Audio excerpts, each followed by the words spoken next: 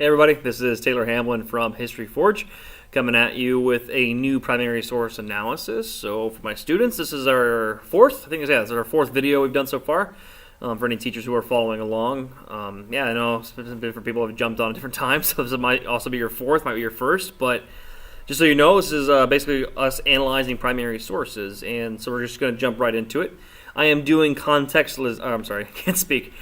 contextualization, there we go, today, and it's a source or a skill where we really focus on the facts and dates in history.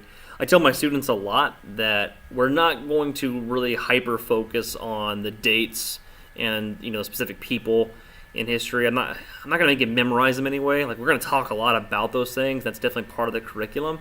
But my goal isn't really to get you to memorize those things. However, in contextualization, this is actually a skill that really helps to know that stuff. However, I'm going to show you how you can get around those things, especially with good research practices. That's really what I'm going to focus on today. So you can see in the Google Doc, I have here, it says skill number 1, described a historical moment, person, group, or action. And if you're my students, what I would like you to do is go ahead and copy down this into your notebooks. And if you're a teacher or another student that uses this, it's really a good idea to be writing these things down. It helps learn these skills a little bit better if you're actually writing or typing these things. So however you want to do it, make sure you are writing though. Especially for my students, you must be doing this in the notebooks. So let's see, I'm making sure we're all good to go. Yep, we're at minute 30. Cool. So we're going to go ahead and jump into some of these sources. I have 2 sources today. Looks like we have passenger lists to the New World and early maps. And so I'll show you what those look like. They're right here. Everything looks like it's good to go. And my job today is really to look for historical moments and trying to describe them using the primary sources. So we actually have already seen this one before. The third video went over passenger lists to the New World. If we scroll down, we kind of remembered that this is the one with the names and the ages and all that stuff. So if we start scrolling down, we should hopefully remember these things.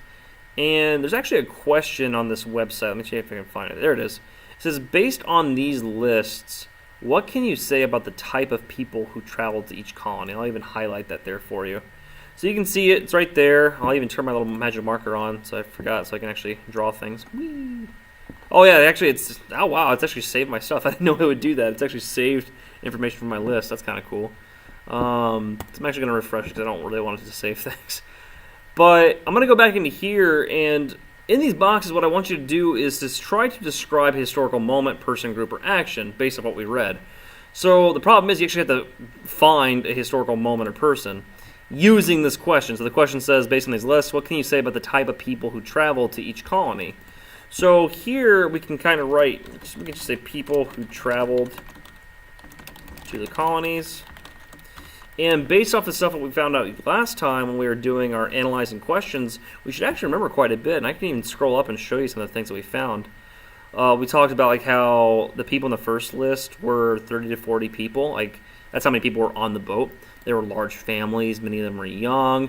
Men had careers in this list. And many of them were women too, but they didn't seem to be wives. They all seemed to be single women. And so that's who we can describe in this group. And so I can even here, I'm going to highlight this stuff and just copy it and paste it right into here. So we actually can say all these things about these people pretty simply. And that's pretty much it. However, when we do contextualization, we need to go beyond that. We need to give these people a name. Who are they? What group of people are they? Well, if they're large families, they're many young people, they had careers, and we know for a fact that there were women too, but none had careers listed, so they're probably wives. As an historian, I can guess that they're this group. I can guess that they're either Puritans or Pilgrims. Here's why. These people were highly religious and traveled in families. They planned to create new towns or societies. Therefore, therefore they would need people to have specific specific jobs and have families that can produce the next generation. So I can guess that they're Puritans or Pilgrims. I'll even bold this. But however, how are you going to know that as a student? You're just learning history, so how are you expected to know these things? Well, do the reading. That's really the only way you can actually find these things out. That's where contextualization actually comes in handy, or learning the history and the facts. There's really no way you can either figure that out. However, there are some things you can do. If you didn't know that, that's okay. There are things you can do. So, for example, if we go back to our source, we can collect information. Like, we know these people left in, let's see, 1635. So I'm going to go to Google actually real quick, type in 1635. And I'm going to type in, we know they're colonists. Because, again, I'm just pulling information from my sources right here. It all says it right here. They're Englishmen, they're colonists. And I'm using very specific words. They're going to New England. So I'm going to write that down. Yeah, I talked about how they're from New England. Yeah, I think that actually might be enough. I'm going to try it. So right off the bat, we get something called History of New England, Wikipedia. Now, I think Wikipedia is actually okay to use when you're just doing very general research. Like, I know professors who use Wikipedia just to fact check themselves. That's all they're doing. They're not using it to verify research or as a footnote. They're just using it to double check things. And so we don't even need to actually click into Wikipedia. We just need to read the bit of information right here. So it says, the history of New England pertains to the New England region of North America in the United States. New England is the oldest clearly defined region of the United States, and it predates the American Revolution by more than 150 years. Sorry, I had some students walk in. Let me finish this. Hey, come back in like 5 minutes. Okay. So for all my viewers, I have 2 students. I need to lock my door. So anyway, going back to it, it says the English Pilgrims were Puritans fleeing religious persecution in England on March 3rd, 1636. Look at that. Pilgrims and Puritans. So I found out that I'm right. I knew that. So that's easy for me to figure out, but you didn't. So if you're a student, you're like, oh yeah, these are Pilgrims and Puritans. Perfect. Write that down. If you write that down, then your job is done. You found the information you need, and that's all you have to do.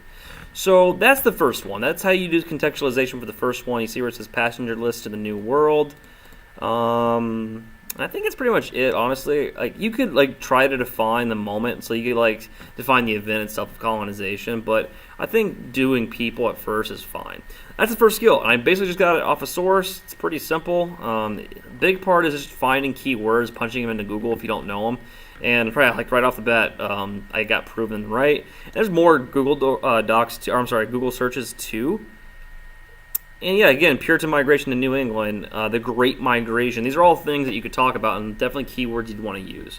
So when you're doing these things, make sure you're actually backing yourself with evidence. Tell me where you get your stuff, and that's pretty much it. So I actually have 2 students outside who are here to visit me. They're old students, so I'm going to go chat with them for a bit. I will do the next video. This one will be a little bit shorter. But yeah, this has been Taylor Hamlin with History Forge. Feel free to check out my stuff on the bottom. All these things I talk about, the links, the sourcing, the skills, will all be in the description for the video. So feel free to check that out. And yeah, I will see you for the next video. Bye.